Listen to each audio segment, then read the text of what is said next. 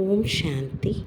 இன்று அறிவோமா ஆன்மீகம் பகுதியில் நடைமுறை வாழ்க்கையில் ஆன்மீகத்தின் பயன்பாடு என்கிற தலைப்பை பற்றி பார்க்கலாம்.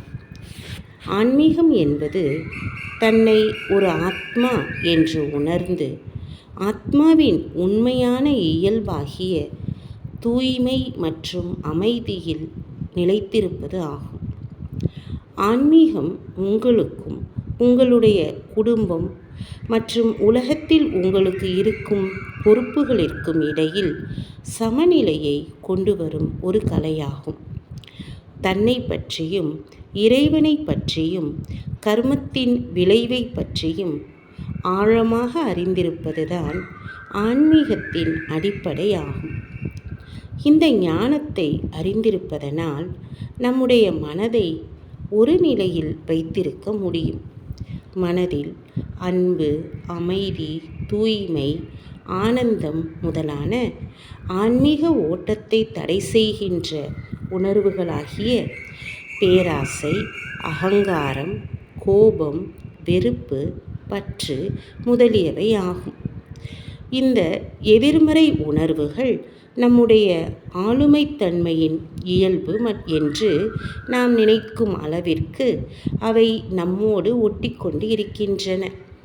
நம்முடைய மனதில் அமைதியின்மை ஏற்படும் பொழுது நம்முடைய உண்மையான ஆன்மீக நிலையை விட்டு விலகிச் சென்று விட்டோம் என்பதை புரிந்து கொள்ள வேண்டும். பொதுவாக சூழ்நிலைகள் சிக்கலாக மாறும்போது அவற்றை ஒன்று எதிர்கொள்கிறோம், இல்லை என்றால் தவிர்க்கிறோம். சூழ்நிலையை ஆராய்ந்து அதை சமாதானப்படுத்தும் வகையில் செயல்படுகிறீர்கள் என்றால் நீங்கள் அதை எதிர்கொள்கிறீர்கள் என்று அர்த்தமாகும். ஆனால் அதை தவிர்க்கிறீர்கள் அல்லது அதற்கு அடிபணிந்து செல்கிறீர்கள் என்றால் நீங்கள் அதை எதிர்கொள்ளவில்லை என்று அர்த்தமாகும். பிறரை பற்றி நாம் அதிகமாக சிந்திப்பதனால் பிரச்சனையை எதிர்கொள்வதற்கான நம்முடைய சக்தி பெரிதும் குறைந்து விடுகிறது.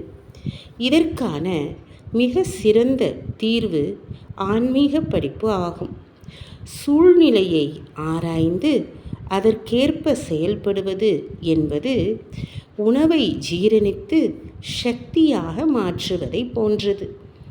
நம்முடைய ஜீரண உறுப்புகள் சில உணவுப் பொருட்களை ஜீரணம் செய்ய திணறுகிறது என்றால் அந்த உணவை எடுத்துக்கொள்வதை நாம் நிறுத்திவிட வேண்டும். இல்லை என்றால் உடல் ஆரோக்கியம் கெட்டுவிடும். அதே போல உங்களால் சரி செய்ய முடியாத சூழ்நிலைகளில் அந்த விஷயங்களை மனதிலேயே அடக்கி வைப்பதனால் மனதின் ஆரோக்கியம் கெட்டுவிடுகிறது, மன அழுத்தம் ஏற்படுகிறது. இதற்கு சுய விழிப்புணர்வுக்கான பயிற்சி செய்ய வேண்டும்.